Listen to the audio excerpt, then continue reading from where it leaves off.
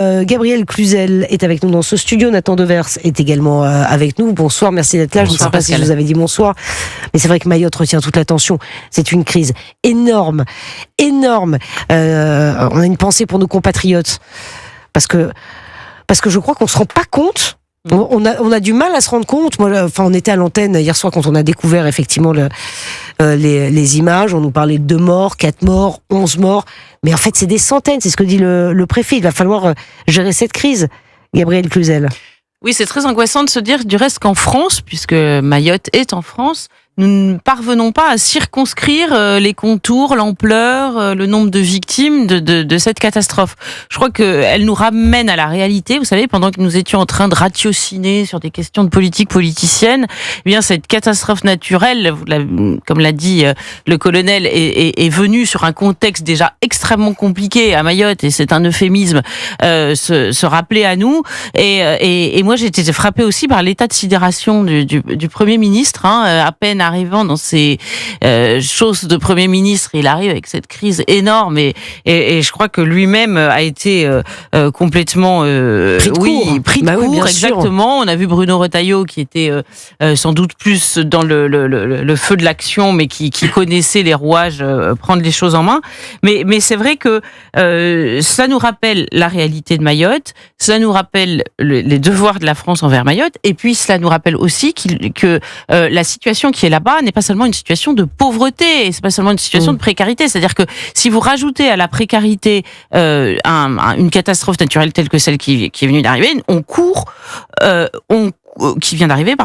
la catastrophe. Et je crois qu'on va pas faire l'économie de s'interroger sur les bidonvilles, la situation migratoire, la pauvreté, l'accès à l'eau. Enfin, je crois que nous devons cela à Mayotte. Nous aidons un nombre de pays incroyable. Matériellement, il va falloir aider Mayotte de toutes les façons, matériellement, mais aussi politiquement, intellectuellement, réfléchir à sa situation. Nathan Devers. Une catastrophe naturelle n'a pas de signification.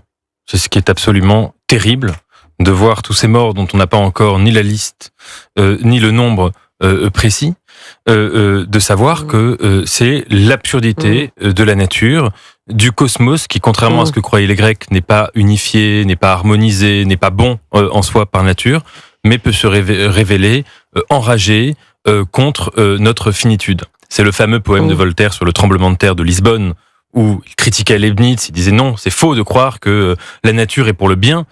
La catastrophe naturelle, par principe, met dans une position où même le philosophe, je cite Voltaire, dit « je ne puis que souffrir ». Il n'y a plus à penser, il n'y a plus à analyser, il n'y a plus à espérer, il n'y a plus à murmurer, il faut juste souffrir. Et c'est ce qui s'est passé à Lisbonne. Cependant, il existe des catastrophes naturelles qui révèlent d'autres catastrophes. Alors je vous donnerai un exemple, pas vraiment une catastrophe naturelle, mais l'explosion du port de Beyrouth, catastrophe, accident, qui a révélé le délitement de l'État libanais et qui a révélé évidemment une sorte de séisme latent, d'anéantissement de l'intérieur de la société libanaise par la corruption, par le Hezbollah, par le non-État, etc., etc.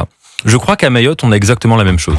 En effet, c'est très problématique qu'on ne puisse pas avoir accès à un nombre précis de morts.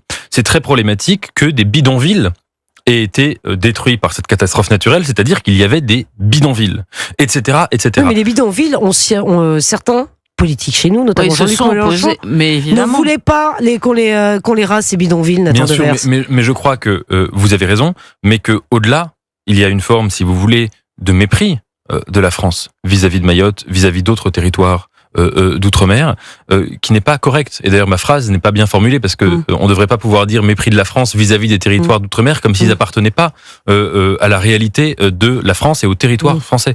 Et donc, en effet, cette catastrophe naturelle, elle doit nous mettre en face, exactement comme quand il y a eu des inondations en Espagne qui ont mis la responsabilité du gouvernement espagnol. On doit se mettre en face de cette réalité insupportable de ce qu'est devenu Mayotte. On va en reparler évidemment, Nathan Devers, mais en attendant, il est 20h30 sur Europe.